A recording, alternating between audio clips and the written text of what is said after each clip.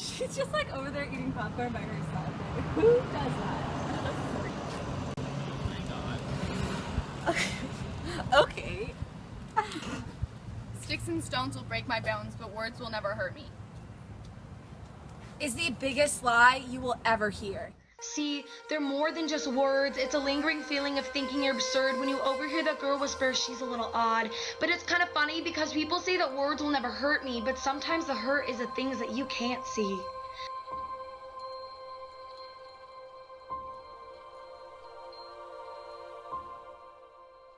It's more than scrapes and scars and bruises. It's from the terrible words that I might lose it. The visual is not what makes me sing the blues. It's the you're not good enough, you're too fat, too tall. Ha! You're a Jesus freak. And sometimes I even hear it, man, what a geek. It comes from the you're not pretty, you're too loud. Well, maybe I like to stand out from the crowd. It comes from the I hate Catholics and the no offense that proceeds after you find out that I'm one myself. But it's good that you realize that you may have offended me because it means you may have something left of your civility. Our words are destroying our civilization. They rip apart an entire nation. And until we realize the situation that our words have created or reflect on the words that have made us feel hated, then the world will be a better place. But living peacefully comes from learning civility, which allows us to recognize humanity. But with the decline of civility causes a decline of humanity. And with all the vulgarity and no one stepping up to take responsibility of their words because they don't want to see all the people they hurt.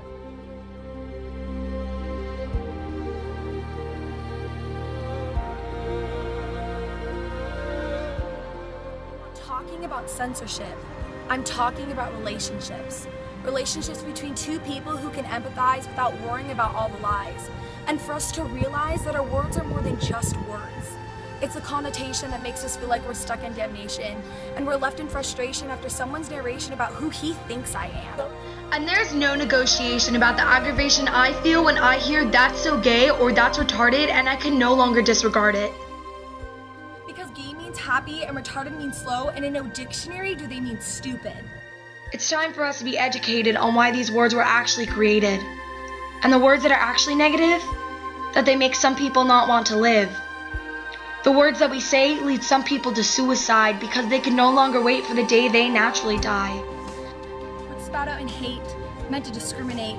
Words created to taint a person's worth should be noticed and noted and will never be quoted on anyone's tombstone. Now, you're entitled to your opinion and you can say what you want, but sometimes all those words do is haunt.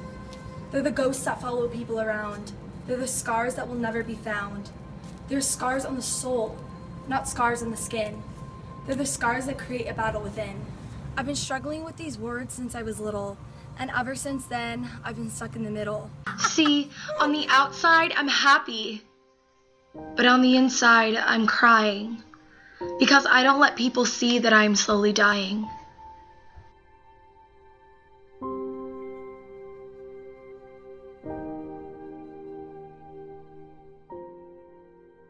And it's the words that make me feel this way.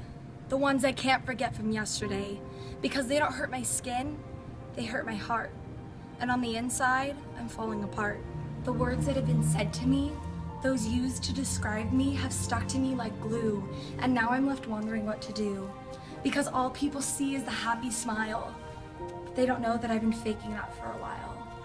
And if they were to look deep inside, look past and through my hazel eyes, they would see that there's something to hide.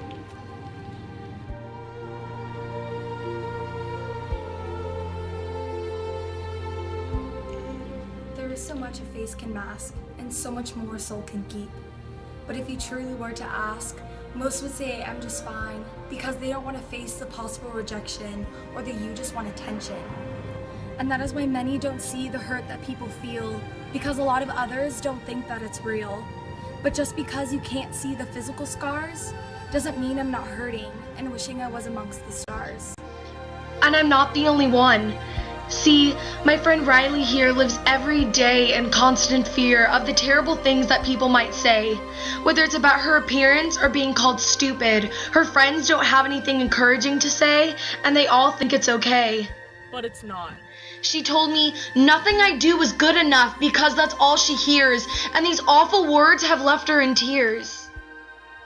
It isn't just Riley and I who are constantly afraid, and the hurt that we feel isn't just some charade. In schools, homes, and other places, we constantly put on happy faces.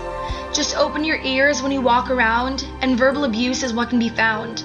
Whether someone is just messing around or intentionally causing pain, it is there. And it needs to stop.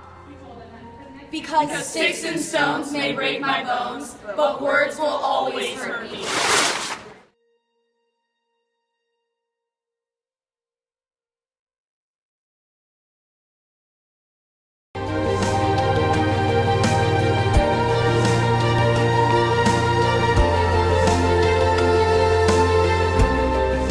Just do it.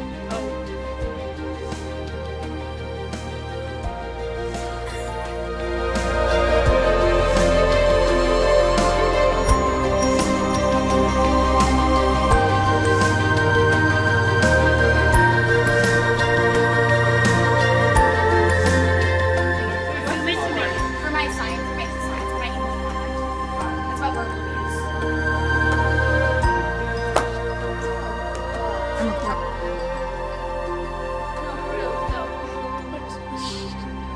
Hot damn.